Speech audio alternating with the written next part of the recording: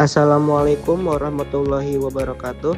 Perkenalkan, nama saya Ferdian Syahramdani, kelas TI 24A. Di sini saya ditugaskan untuk memenuhi syarat atau tugas mata kuliah operasional riset tua dengan dosen pengampu Ibu Anissa Indah Pratiwi STNMT. Pada kesempatan kali ini saya akan mempresentasikan evaluasi pelaksanaan proyek dengan menggunakan metode Critical Path Method atau disebut dengan CPM. Pada studi kasus ini saya mengambil dari suatu jurnal, yaitu proyek pekerjaan finishing gedung program studi desain interior kampus ITS tahun 2019. Di sini adalah latar belakang dalam suatu proyek konstruksi. Perencanaan waktu itu sangatlah penting untuk menghindari keterlambatan pekerjaan. Dan untuk cara mengatasi masalah tersebut yaitu digunakan metode Critical Path Method atau CPM yang dapat menentukan jalur kritis serta durasi penyelesaian suatu proyek. Dengan studi kasus yang digunakan diambil dari proyek finishing pembangunan gedung program studi desain interior kampus TS tahun 2019. Tujuan dari evaluasi ini yaitu yang pertama itu mengevaluasi urutan kegiatan suatu proyek, terus yang kedua membuat diagram jaringan atau network proyek, terus yang ketiga menentukan jalur kritis proyek, dan yang terakhir yaitu menentukan durasi total penyelesaian suatu proyek. Nah, di sini sebelum kita memasuki ke pembahasan selanjutnya, saya di sini akan menjelaskan dulu sedikit tentang teori jaringan atau network. Apa sih itu teori jaringan?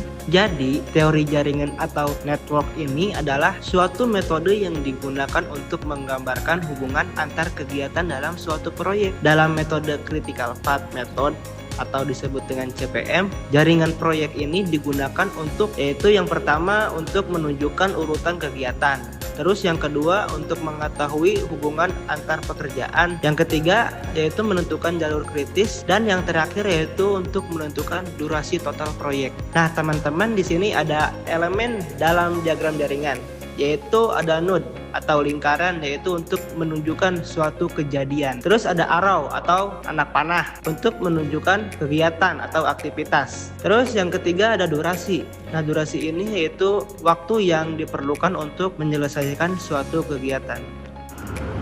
Berikut merupakan data atau tabel data kegiatan suatu proyek yang terdiri dari berbagai pekerjaan, mulai dari persiapan hingga finishing. Nah, setiap pekerjaan itu atau kegiatan memiliki durasi waktu dan hubungan ketergantungan dengan kegiatan lainnya.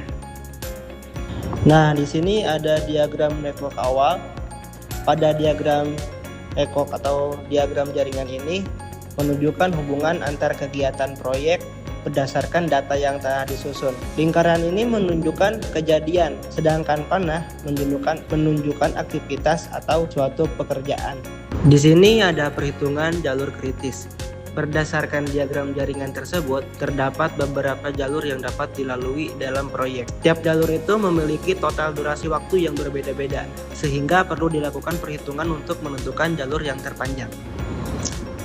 Nah, di sini pada diagram jaringan ini terdapat beberapa jalur kegiatan, yaitu bisa kita lihat di slide sebelumnya. Sini ada jalur yang atas, yaitu ada A, B, C, G, H, J, terus ada A, B, C, D, I, P, dan yang ketiga ada A, B, C, D, N, O, terus ada A, B, C, E, F, K, yang kelima ada A, B, L sama K, terus yang terakhir ada A, B, L sama M. Nah, jalur-jalur ini dengan durasi terpanjangnya yaitu jatuh kepada A, B, C, E, F sama K dengan waktu 24 minggu. Sehingga jalur tersebut itu merupakan jalur yang paling kritis dalam proyek tersebut. Nah, setelah dilakukan perhitungan jalur kritis dengan menggunakan metode CPM atau Critical Path Method ini, diperoleh diagram jaringan kerja yang menunjukkan instan kritis proyek. Di sini ada anak panah yang ditebali, yaitu menunjukkan bahwa itulah jalur kritis dalam suatu proyek tersebut.